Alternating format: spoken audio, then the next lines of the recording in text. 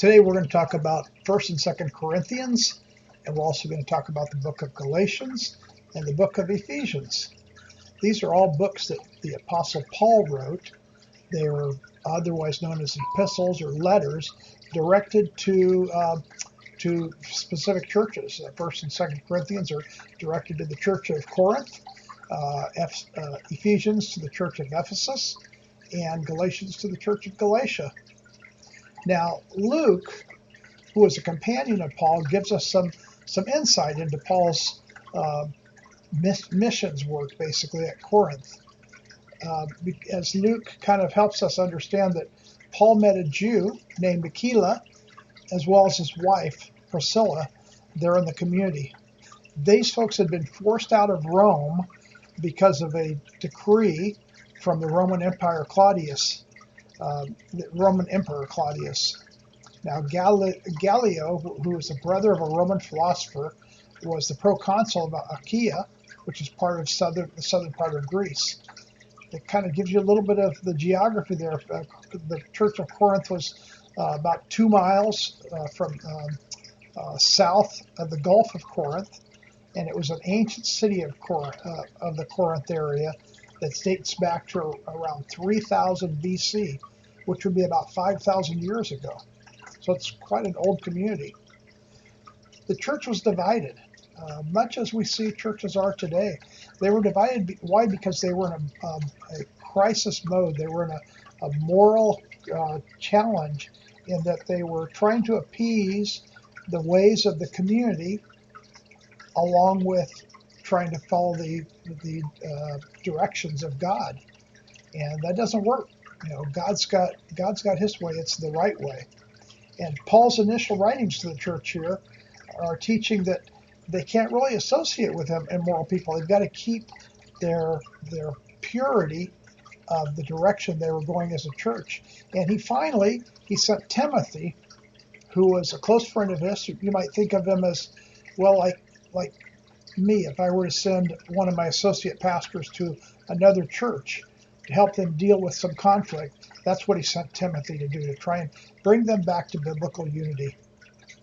Now, Paul, in his writings, used a style that we discussed when we were looking at the book of Proverbs and Job and Psalms called dialectical parallelism. Basically, it's a contrasting format where he would compare natural actions with spiritual actions. He'd compare knowledge with ignorance.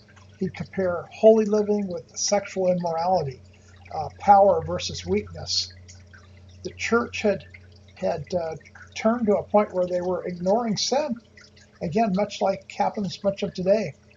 The Corinthians had accepted Roman style of living, where marriages were arranged partnerships. They were a matter of convenience. There was no moral or spiritual foundation to them.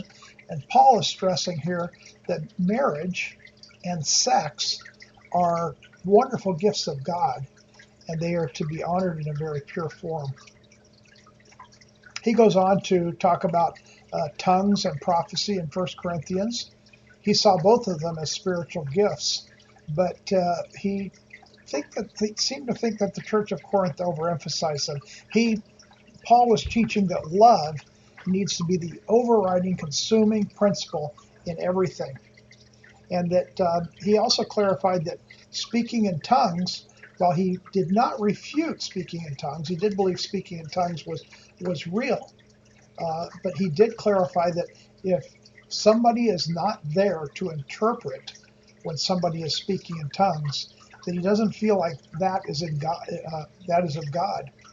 He feels like if somebody is speaking in tongues, that God will have somebody there to interpret what they're saying so others will understand it. And that's much of the approach that many of the churches, including ours today, embrace. Paul also supported the fact that the Bible teaches that the husband is the head of the house. But he took a little more egalitarian approach with creating more of an equivalent relationship, in that though the husband is the head of the house and the husband owns the body of the wife, Paul also said the wife owns the body of the husband. we move into 2 Corinthians, which is, the first letter he wrote is probably a little bit of a disruptive letter. It probably took some of them back, saying, "Oh my, he's really attacking us," even though they knew they were probably convicted. They were wrong in what they were doing. But the second letter is kind of a little softer approach, a little more of a reconciliation letter. And he emphasized the provision of God to get them through the difficulties and challenges that they were facing. He reminds them that he himself had walked the talk, and they need to do the same thing to live in a style of holiness. Now, again, true to Paul's writings, very organized, very intelligent man. His book is broken down into several sections. The first one is blessings and salutations. Then he talks, in the second section, he talks about defending his ministry. The third section, he talks about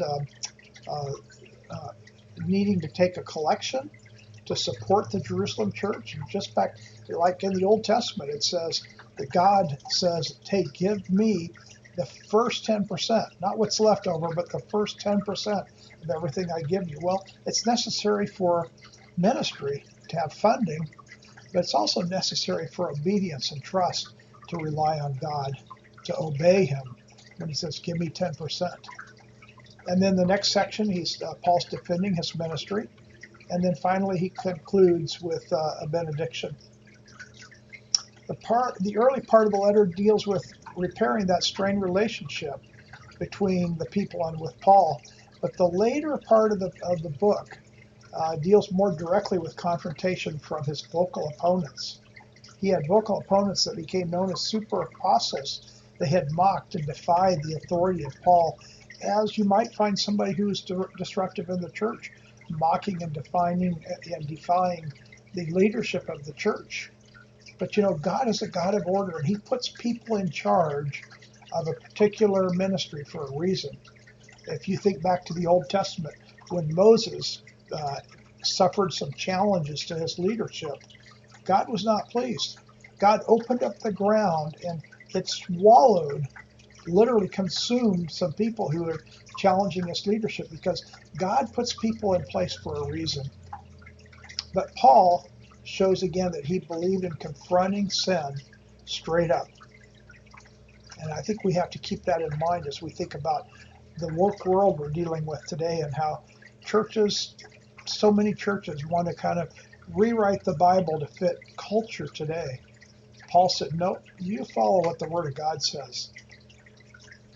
The next book in our sequence is the book of Galatians, which is a letter to the church of Galatia from Paul.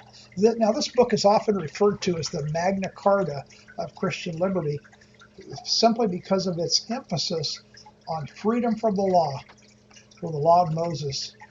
Now, Paul's not saying that we're supposed to live an unruly life. What he's saying is that the grace of God came in, that we're supposed to follow this love and accept him as opposed to the law.